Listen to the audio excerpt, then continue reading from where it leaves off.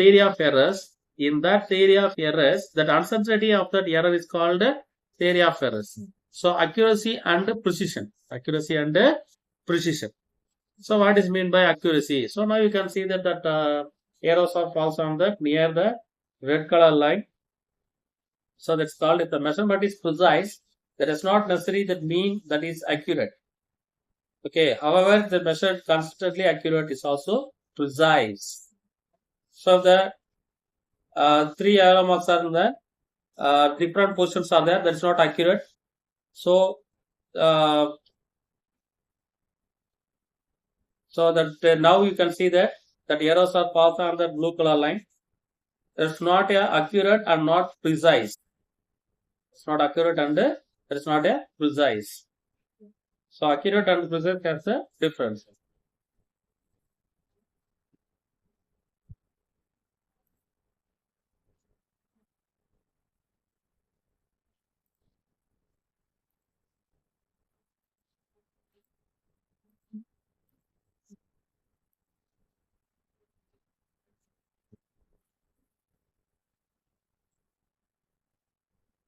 So see that initially that accuracy and price, the difference between the accuracy and precision.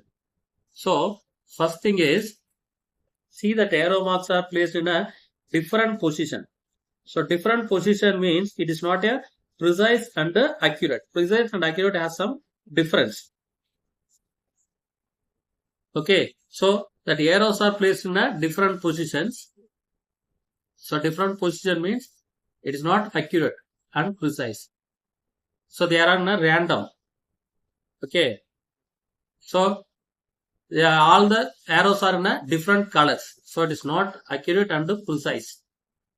So see that next thing is, now that blue color, all the arrows are falls on the same thing. So it is precise, but it's not accurate because it is in the outer layer. Okay, all the arrows are in a very close to each other. Okay, that is the difference between the accurate and the precise. Next, you are going to see the errors in measurement. So what are all the errors in occurs? So see that you can take that rod, that length of the rod is 32.56 millimeter. We are using the two different scales. That one scale is indicating a millimeter. So using that scale, we can able to measure that value equal to 32 millimeter. That's all. That is what that we are going to take M1 equal to 32 millimeter. So it's a millimeter scale. So see that another one scale is taken. That is a very accurate value because the least value is very small. See that millimeter is indicating that. So using that we can measure 32.5 millimeter. Okay, in that two measurement, first one is less accurate, second one is more accurate. So the two values as the two values, the two things are correct, but it is not accurate. By using that scale, to select the appropriate scale, we can measure the accurate way. First one is the less accurate, less precise. Next one is the high value and high precise and the accurate value. So vernier caliper. So using the vernier caliper, we can measure 32.56 millimeter. Vernier caliper. These instruments are used to measure the accurate and precise value. So by using that ordinary scale, you can use the vernier caliper to measure that accurate value. So 32.56 is the accurate value. Next thing is error. The uncertainty of measurement is called error. That error has the two types. One is the systematic error, another one is the random error. In systematic errors are reproducible inaccuracy that consistently in the same direction. This occurs often due to problem that preside throughout the equipment. That is imperfect and faulty technique and incorrect process. These processes are made the systematic error. For example, perfect balance and imperfect balance. See that perfect balance is perfectly placed the needle vertically, but imperfect balance is placed in a wrongly. See the direction is in left side, so it is imperfect balance. So this all comes under the systematic error because it's an instrumental error. We have to place that instrument very accurately. So When an instrument is not calibrated properly, it will produce the systematic error. See the temperature. Doctor measuring the temperature. So when you get fever, doctor measure the temperature by using the thermometer. Thermometer has the mercury. So when you are placing in a wrong position, you are not able to measure the body temperature. So you position that where the temperature is maximum. So using the thermometer, he is measuring the temperature of the human body. Okay. So using that, we can measure the temperature accurately. So next one is the personal errors. So that error means that is you are doing a calculation a wrong way. See the scale. You can have the three positions. You are seeing the same value in three different positions. So three images are there. So this is called parallax error. So when you are seeing that object in three different positions, that other two positions are wrong because you are seeing that nearer value. So the center point only that accurate value. Okay. So these are all producing the very accurate value. It is used to eliminate the errors in the systematic error. Okay, that's used for correction in the systematic error. So instruments to the some error means that's called instrumental error. Random error. So random error is not a particular, it's randomly occurs. That's why it's called random error or it's called chance error. When different readings are obtained by person in every time, we are repeating that experiment, you will get the different values in a different times. So you are not able to measure the accurate value. That type of error is called random error.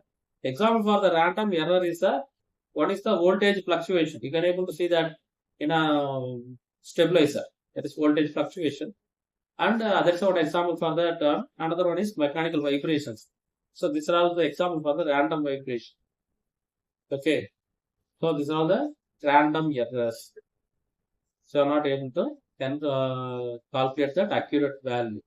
So you have to correct that value by doing the calculation. So you can see the different force scales are here. See the least count. Least count means by using that instrument you are measuring a very least value. This is smallest value which is using the instrument is called least counter. So here four least counts are there. So depending on the scale. First one is 1 centimeter, second one is 0.5 centimeter, third one is 0.2 centimeter, and last one is 1 millimeter.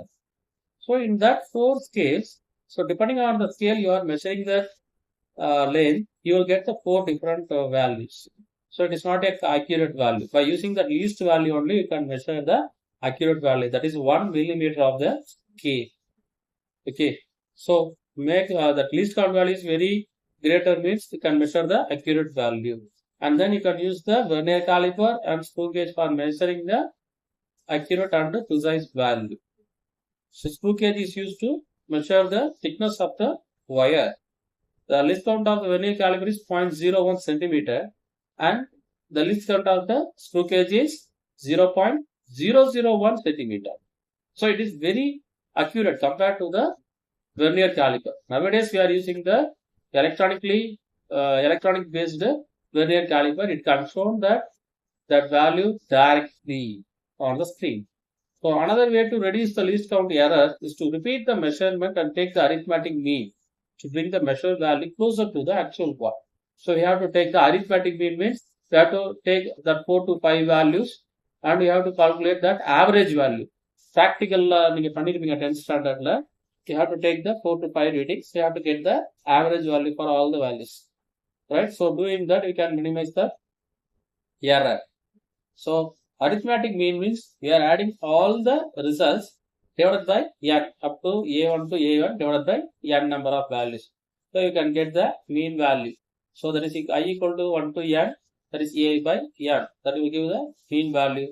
So absolute error delta A is equal to true value minus measured value. So that is the error. Actually, the value எவ்வளோ நம்ம measure பண்ண value என்ன. The difference between the two value will give the absolute error. So true value minus measured value. So true value that is A1, the measured value minus A mean, that is we measured that value. So the difference between the two value will give the delta A1. So you can do that calculation from 1 to n. Then finally you can take the average value for error value. So finally you can get the mean value of all the values. You can reduce the error. by doing this calculation. Delta AN equal to AN minus A mean. So delta is always positive because this is actual value, right? So finally, the delta A mean equal to summation of I equal to 1 to n delta AI divided by n.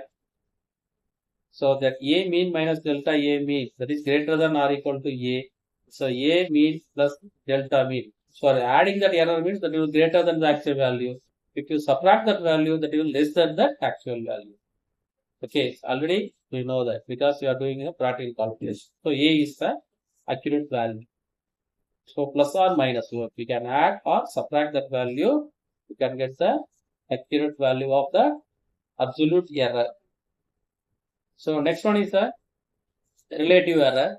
That relative error is the mean and absolute error divided by mean value.